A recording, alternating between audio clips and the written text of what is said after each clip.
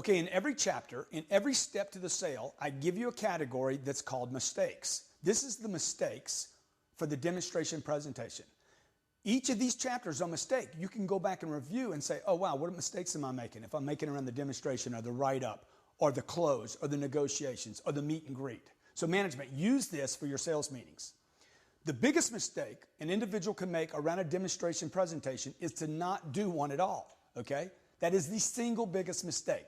I'm going to give you the rest in order, okay? Because we're going to do a demonstration presentation. I'm going to convince you to do one with every customer, every time, no exception to the rule, okay? Always demonstrate. They don't have money, they can't buy, they're not gonna buy, they're just looking, they won't buy for 15 years. Look, I'm presenting my product, okay? Because I can change somebody's mind if I do a super freak, over the top, crazy presentation demonstration. Okay, here's the mistakes you could be making. Number one, you ask if they want to drive or use the product or demonstrate it. Mistake. Number two, you don't think the buyer's going to buy today. You actually start thinking, oh, they're not going to buy, so why am I doing this? No. You need to know. You have to know they're going to buy. You have to believe they're going to buy before they're going to believe it because they don't believe they're going to do it. So you have to convince yourself, I'm selling these people. I literally want to see the deal before the deal happens. Number three, you don't think the buyer can buy because you overqualified their financial ability. You asked them questions like how much down and how much a month and what do you owe? And when you asked them that, you realized there's no way to do a deal here. You asked them questions, what do you want to pay a month? And they said, I want to pay $200 a month. I don't have any money down. My credit's terrible. And you're like, oh, there's no way to do this deal. You overqualified is a mistake if you want to increase your demonstration presentation. Number four, you don't really think the demo influences people. You don't think me presenting my product actually causes people to pay more, okay? This is a mistake for you. Number five, you take your product for granted because you're around it every day. Every day you walk around your product. If you're selling phones or homes or every industry does this. You're selling direct mail, you start taking your product for granted. You start forgetting some of the biggest benefits of your product because you're around it every day. Number six mistake, you start believing the buyer when they say price is only the most important thing. You start believing it. You're like, okay, I just got to get the price right and I'll make the sale, okay? Look, price is never the reason anybody buys anything. It is never the reason. If I don't love it and it doesn't solve problems, the price can't get low enough, okay?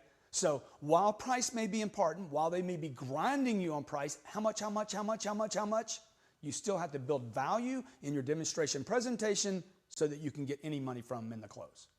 Number seven, use a lot of product knowledge or information and slang that your buyer has no clue what it means.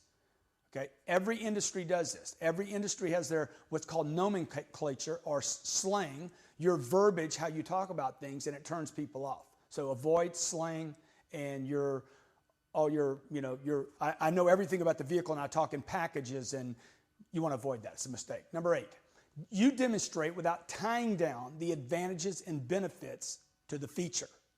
Okay, the feature is the 22-inch wheels. What are the advantages and what are the benefits? Number nine, you don't use enthusiasm, you just go through the motions. Look, anything I do in my life, I want to pump my enthusiasm up. It doesn't matter what I'm doing. I'm going to go out Halloween with my wife and kid. I don't really want to do the Halloween thing, right? But you know what? If I tell my wife I'm going to do it, if I'm showing up for my kid, then I need to show up with some enthusiasm. If you're going to do a walk around, for the 104,000th time, you need to jack your enthusiasm up and get excited about it. Number 10, mistake. You don't control the demonstration. You let them control the demonstration. You're not in charge. Look, if you can't control the demonstration presentation, promise you will not control the sale and you will not control the close. Number 11, you don't know the why. You remember the why? What is the one thing, the reason they want to hook up? Why do they want to do this? All right, and you haphazardly, kind of just awkwardly wander into your demonstration. You don't know the why or the second why. Those one or two main reasons why people will hook up. Number 12, you don't continue to use assumptives. Remember the assumptives? You don't build mental ownership. It's a mistake. 13th mistake, you demonstrate what the product is worth when what you should be doing is demonstrating double that value, right? If I'm selling a $100,000 product, I want to do a $200,000 presentation.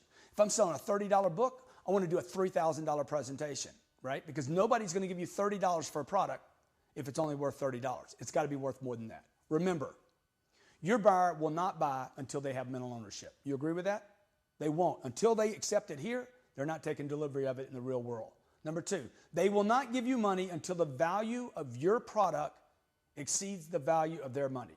And number three, until you get a great demonstration, you will not close a deal.